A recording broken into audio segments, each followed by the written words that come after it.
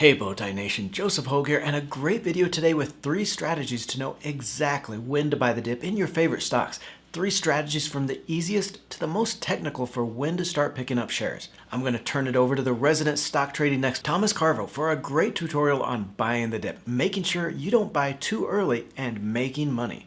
What's going on, everyone, and welcome on into the video. Today we're going to try to tackle the question of when do I buy. Now, there are so many stocks right now that are down big from their highs a few months back. Take a look at some of these. PayPal down over 65% when we're filming this video. Facebook, Meta, down over 45%. Zoom down over 75%. Affirm down over 75% as well. Add in DraftKings, that's also down 75%. And then Roblox down 65%. And there's a lot more where that came from.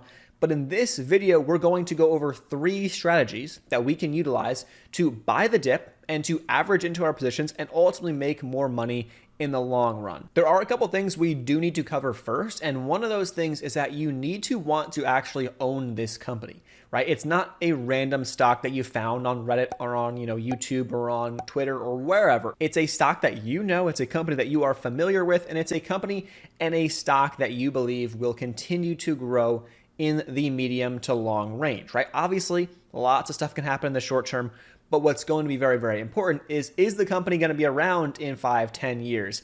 Is the company going to continue to grow their customer base, grow their numbers, grow their revenues?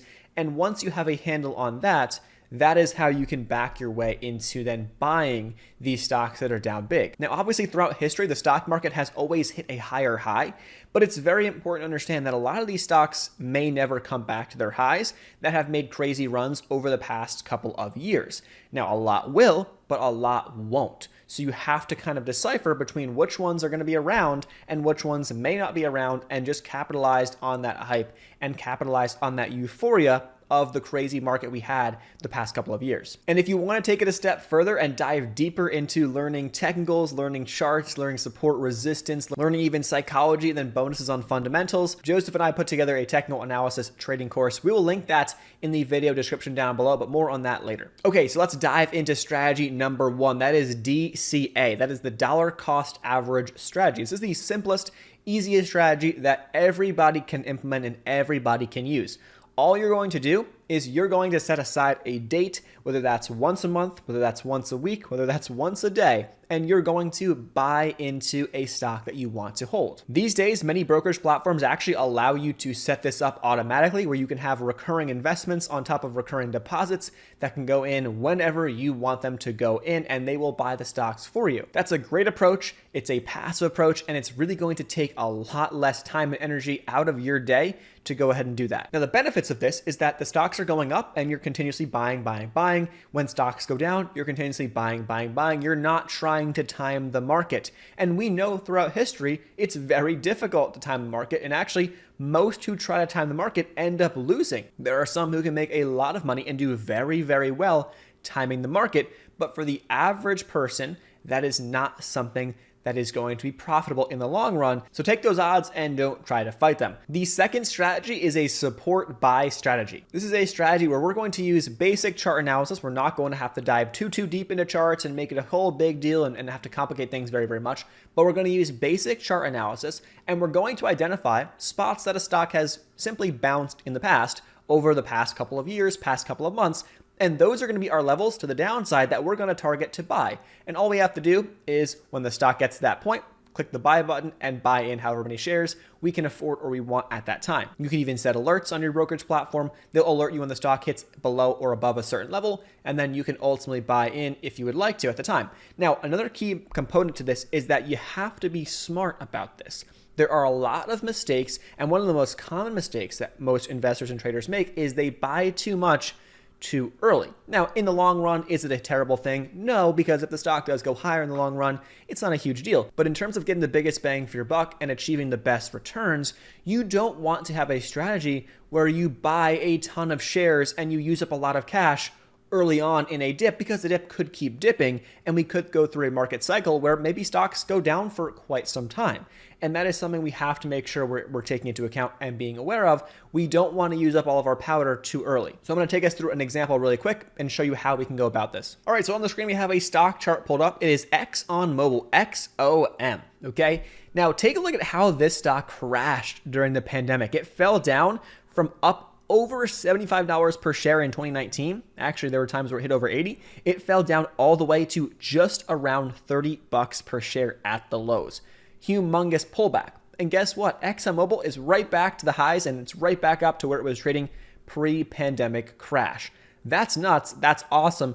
And for those who are holding this stock or buying this stock back in 2019, you're probably right back to your average, and you're right around your average cost. Now, that return isn't great, but for those who were able to utilize a support buy or even a dollar cost average strategy over this time frame, now all of your buys that you had over the past year, 2 years, are now up pretty substantially, especially if you're buying sub 50 bucks with a dollar cost average strategy or even the support buy strategy. And now you're actually up pretty nice on your overall average of your investment. Not to mention ExxonMobil has also been paying a hefty dividend in the process. So this chart goes back all the way to 2004 on the left-hand side of our screen. And what I want to do now is I want to just talk about where we could have potentially set some alerts and looked at that support buy strategy. Okay. So ExxonMobil starts to fall off, the pandemic panic and crash begins, and we look back to the lows that we saw in late 2018, early 2019, and I'll draw a line right there. That was this guy right here, and that was down around $63 per share. So if you're using the support buy strategy, maybe you initiate a buy and buy a chunk of shares right there. Now, very, very important. I'm going to talk about how to do this in terms of how much to put in just 1 second. Then you look back and see some of these lows. You go back to 2015, say, hey, the lows of 2015 were down here towards about 55 bucks per share. I'm going to buy some more over there. Great. And essentially what you can do is work your way back through prior lows. And then let's say you find some more lows back here from 2011 down towards 45, 46 bucks a share. I'm going to buy some more down there.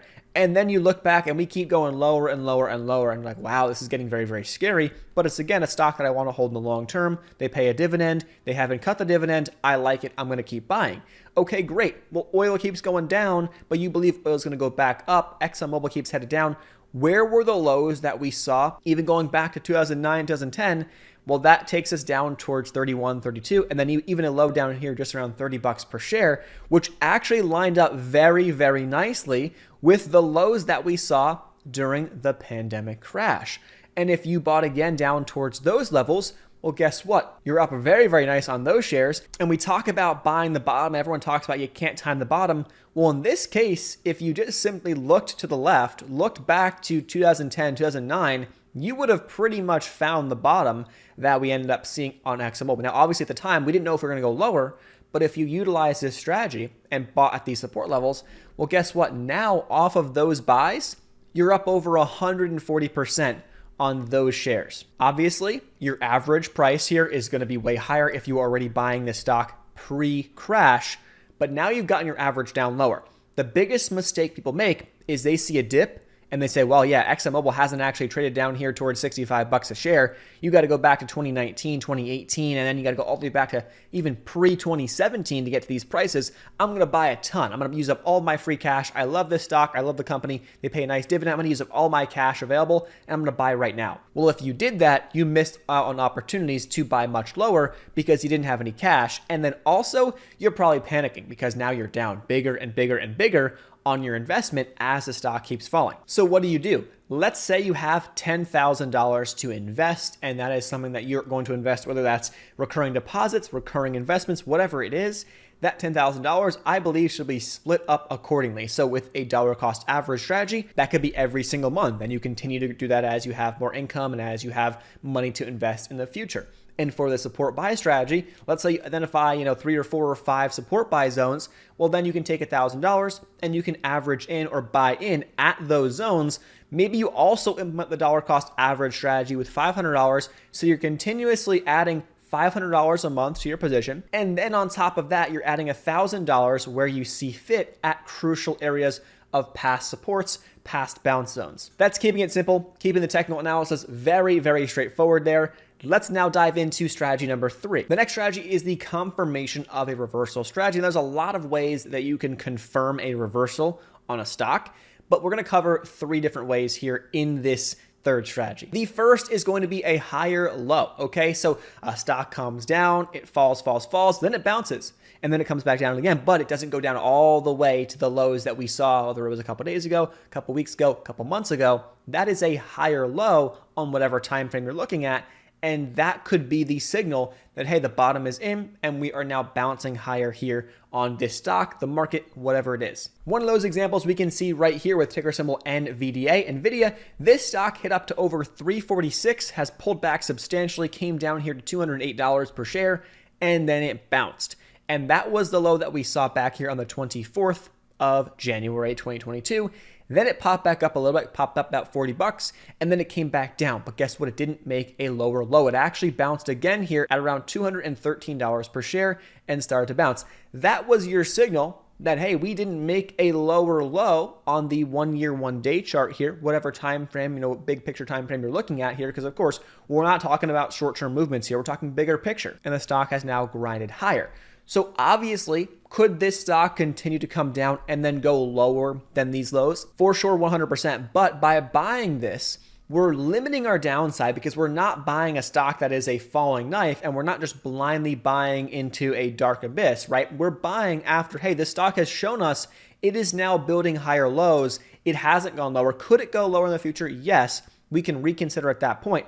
But this tells me that, hey, there is some momentum, there is something picking it back, there's some buyers stepping in, picking it back. The upside, we now may have been able to time this to some degree, at least a little better than just randomly buying and dollar cost averaging. Another way to confirm a reversal is a downtrend break. So if you're noticing on a stock, for example, NVDA, when it was really getting pretty nasty and it was selling off very, very hard, we have this downtrend right here. What I do to calculate a downtrend is I pretty much just draw some lines to connect at least 3 tops of candles on the daily chart or on the weekly chart, just to get a big picture view, okay? So I connect a bunch of tops and, hey, we've been respecting this level. We're not, this is a clear downtrend. We're not going above this level.